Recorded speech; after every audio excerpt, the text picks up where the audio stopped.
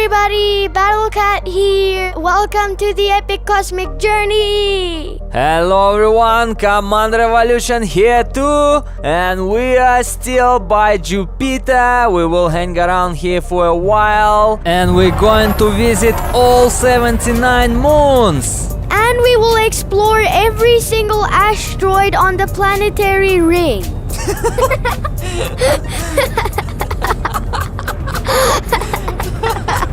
We're just kidding! Sorry guys for this, but it was really funny. We're not gonna do that. We're not gonna visit all asteroids and all 79 moons. We're just gonna visit 4 of them, the most famous. And then we will continue our journey further to Saturn, Uranus, Neptune and many more trans-Neptunian objects, about which not many people know. Alright, and now we're getting serious, back to business. Yes, Battlecat? Yes, Commander! We're going to Io!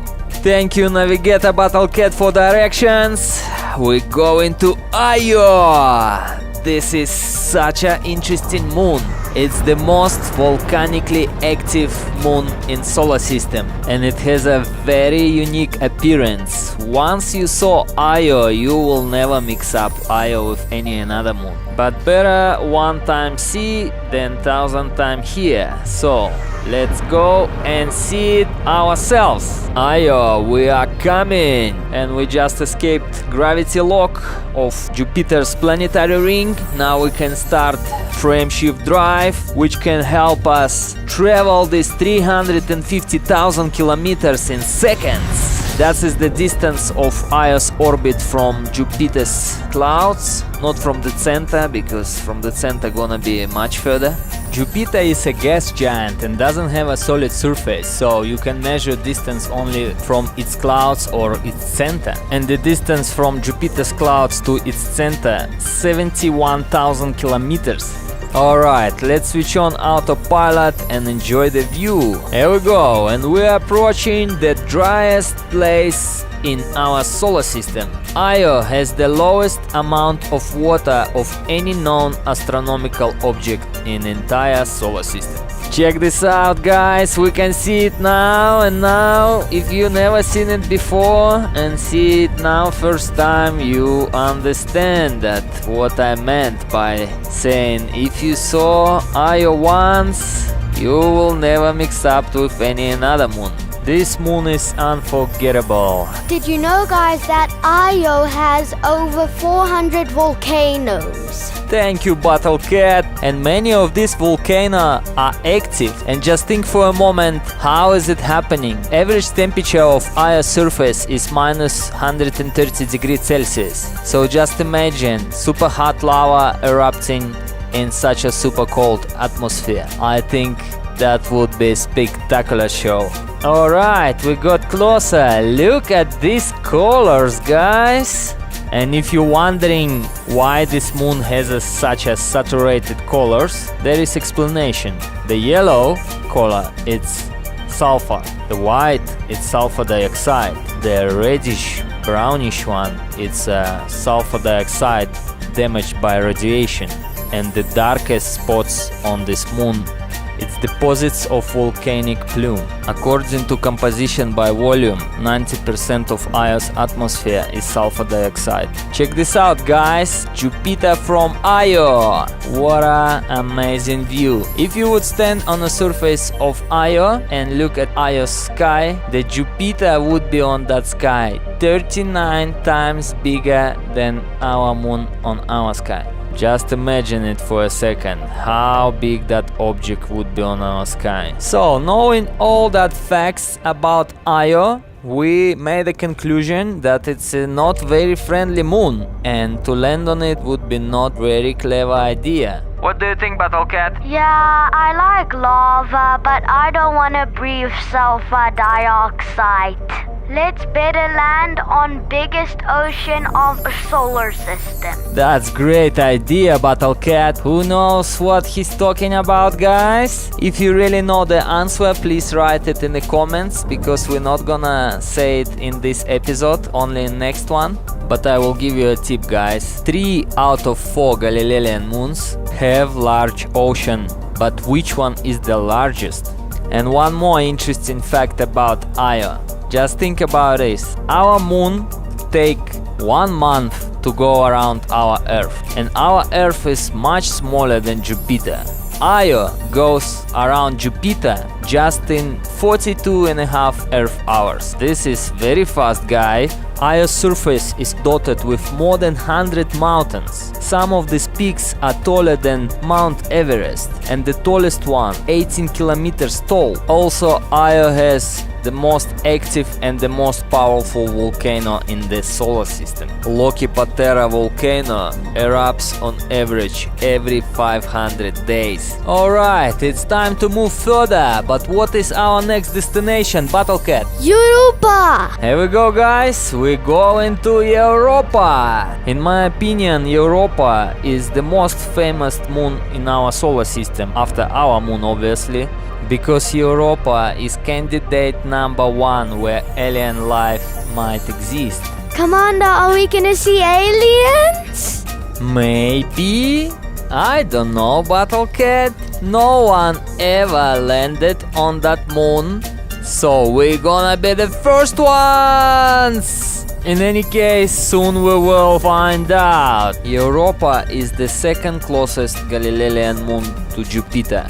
It's orbiting Jupiter on distance of 670,000 kilometers. And it's very cold place. In some regions of Europa, temperature reaches minus 220 degrees Celsius. Can you imagine how cold is that? I cannot. And we're approaching. Look at this beautiful moon. Oh, look, guys, this moon looks like a snowball. Indeed, Battlecat, this is really good example, because this moon covered with water ice. And because of this feature of Europa, here is interesting fact. Europa is about 90% the size of Earth's moon. So, if our moon would be replaced by Europa on our sky, it would appear roughly the same size as our moon does, but brighter, much brighter, because surface of Europa is made of water ice, as I mentioned, and this surface reflects 5.5 times more sunlight than our moon does. Can you imagine how it would look like? Our nights would look much different.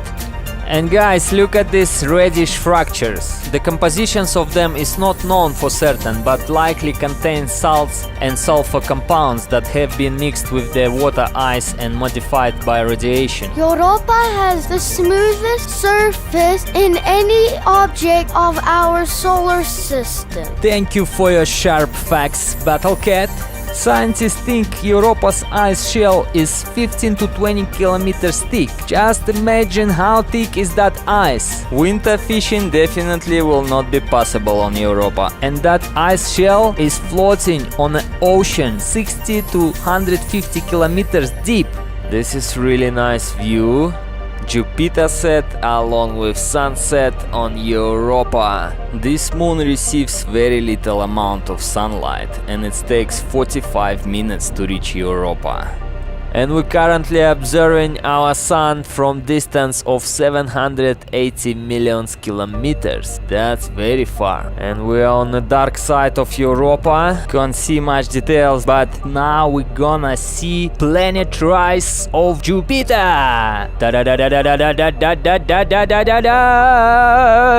Spectacular view, but let's have a look from cockpit of spaceship. Switch off the interface and enjoy the view. Check this out, guys. So beautiful. Jupiter appearance on Europa sky is 24 times larger than our moon on our sky. It definitely looks smaller than from Io, but it's still very large. Okay guys, let's land on Europa. I taking manual control of our spaceship. We're getting out of orbital flight and here we go. I always wanted to see this reddish fraction. What are they made of? Let's figure it out. Alright, Jupiter on this side. I just wanna land our spaceship that way that we're gonna have nice view of Jupiter on background. For that I need to do a bit of maneuvering because I still wanna land on this reddish, wherever is it. Okay, now we're gonna drop from the orbital flight to the glide. Here we go. We're getting close to surface, and now we can see that surface it's actually not so smooth. What's going on? Why are they saying it's the smoothest object in our solar system? Because if to compare with another objects, this is still very smooth. Alright, glide complete, and now we need to land somewhere. We just need to look for some place where we can land. Let's just look around to find that spot. Here we go, Jupiter in front of us. Wow, what a colorful eyes. Yes, Battlecat, where else can you see ice like this? This icy hill looks like we can land on it. Okay, I need to deploy landing gear, that we're not gonna break our ship here in this icy world. Landing gear deployed. Alright guys, I need to focus now. This procedure is very tricky. There we go. I need to stabilize the ship. We're still moving forward. Now actually a bit backwards. We need to reduce our speed to 0. Battlecat, please monitor carefully our systems. This environment is very unpredictable. Yes, Commander. This is historical moment of epic cosmic journey. We few meters away, and here we go, and we officially landed on Europa. Battlecat, this is such a big event. Woohoo! Look at this view, guys. Look, Jupiter from Europa surface. Battlecat, let's launch our rover and let's go explore. Commander, temperature is too low here. Copy that, Battlecat. Okay, let's then launch our drone and check around. What is going on here? Look at this, guys. Look at this beautiful view.